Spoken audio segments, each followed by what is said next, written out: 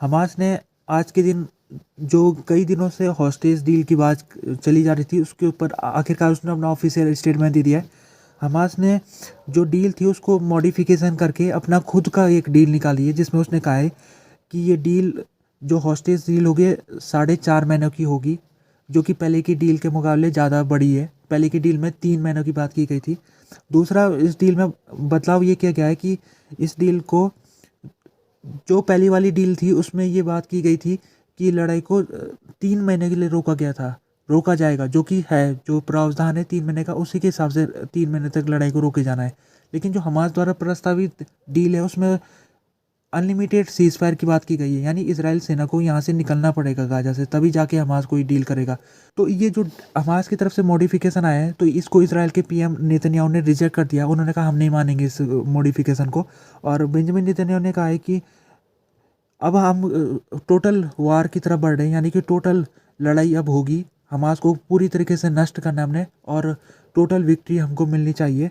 तो उन्होंने कहा है आज के दिन कि अब क्योंकि हमको 90% तो हमने काम कर चुका है, अब कुछ ही महीनों की बात है, अब कुछ महीने में हम पूरा की तरीके से हमास को ख़त्म कर देंगे। तो नेतन्याहू ने ये कह दिया है।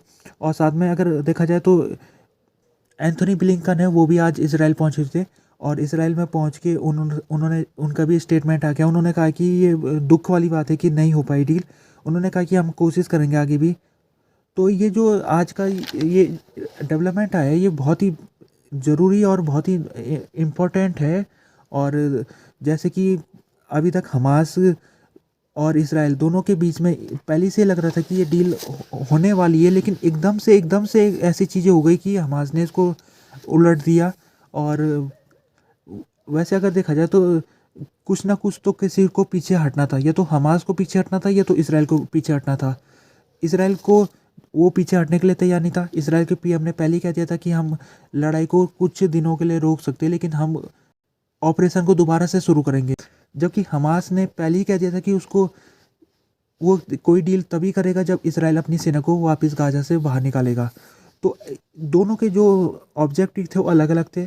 तो किसी ना किसी को पीछे हटना था। इसराइल नहीं हटा पीछे। ऐसा लग रहा था कि हमास पीछे हट जाएगा, लेकिन हमास ने आज उसने साफ वाजे कर दिया कि वो नहीं हटने वाला है। हमास ने इस जग जाहिर कर दिया कि वो अभी भी उसी बात में टिका हुआ है, और इसराइल अगर अपनी सेना को गाजा से बाहर निकालेगा तभी जाके हम कोई डील करेंगे।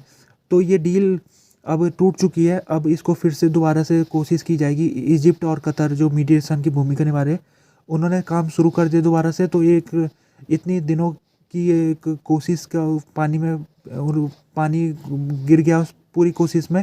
अब दोबारा से कोशिश लगने में काफ़ी टाइम लगेगा।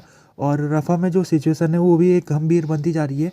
रफ़ा में जो लोग हैं इस समय 10-15 लाख के बीच के रफ़ा में फंसे हुए हैं। तो इसराइल अगर रफ़ा को निशाना बनाता है तो फिर तो बहुत ही ज़्यादा नुकसान हो सकता है।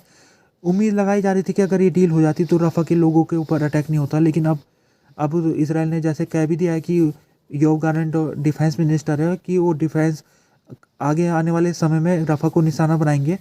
तो रफ़ा में इस समय सिचुएशन इतनी गंभीर हो रखी है कि यूएन के जो सेक्रेटरी जनरल है एंटोनियो गुतेरेस, उन्होंने रफ़ा को लेकर स्टेटमेंट जारी किया। उन्होंने कहा रफ़ा में इस समय जो इसराइल कोशिश कर रहा है अटैक करने की, वो बहुत ही गलत कोशिश है, वो नहीं होनी चाहिए, क्योंकि काफ़ी सिविलियन लोग यहाँ पर रुके हुए हैं।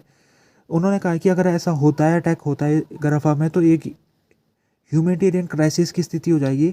साथ में उन्होंने ये भी कहा कि इसका रिस्पॉन्ड भी आएगा, यानी कि जो पड़ोसी देश है वो भी लड़ाई में कूद सकते हैं। तो इसी वजह से उन्होंने कहा कि रफ़ा को कम से कम इस समय उसको बचाया जाए, उसको उसमें किसी प्रकार से अटैक ना हो, ये कोशिश वो कर रहे हैं गुतेरेस अपने स्टेटमेंट के माध्यम से। जैसे कि आज US secretary of state Antony Blinken पहुंचे हुए थे। इसराइल पहुंच के उन्होंने इसराइल के प्राइम मिनिस्टर के साथ बात की है, और इसराइल के प्रेसिडेंट इसहाक हेrzog के साथ भी उन्होंने बातचीत की है। तो नेतन्याहू के साथ जब उन्होंने बातचीत की है तो उन्होंने उनको साफ साफ कह दिया कि हमारे देश चाहता है कि फ़िलिस्तीन लोगों को उनका हक मिलना चाहिए और उनका स्वतंत्र देश होना चाहिए। ये एंथोनी ब्लिंकन ने कहा है।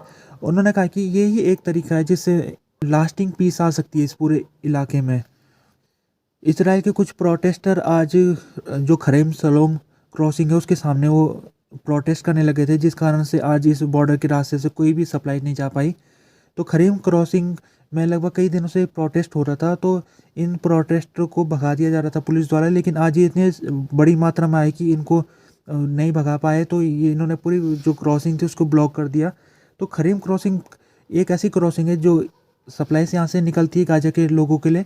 तो इन प्रोटेस्टरों को कहना है कि ये सप्लाईज नहीं जानी चाहिए जब तक कि पूरे हॉस्टेजेस हमास छोड़ नहीं देता है।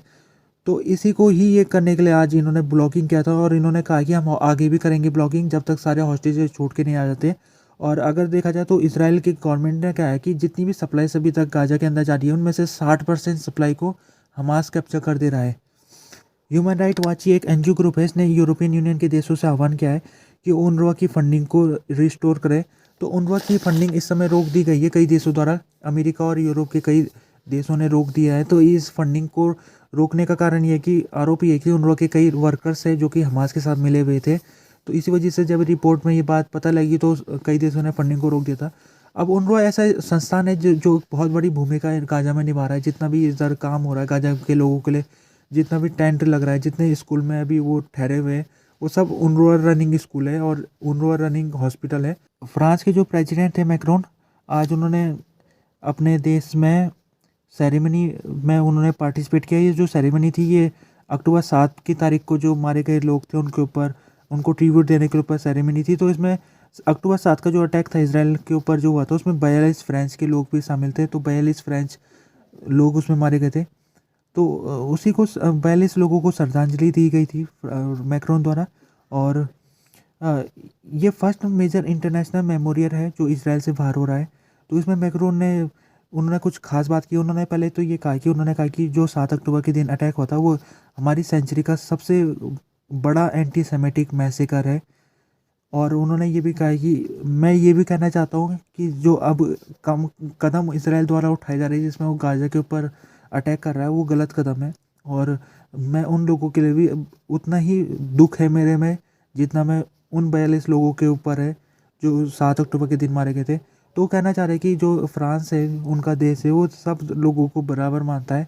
ऐसा नहीं है कि जो इसराइल लोग हैं वो उनकी कीमत ज़्यादा है जान की, और जो गाज़ा के लोग हैं जो आजकल मर रहे हैं, हर दिन 100 से ज़्यादा लोग मर रहे हैं। तो वो कहना चाह रहे हैं कि मैं इनके लिए प्रति भी संवेदना अपने अंदर रखता हूँ।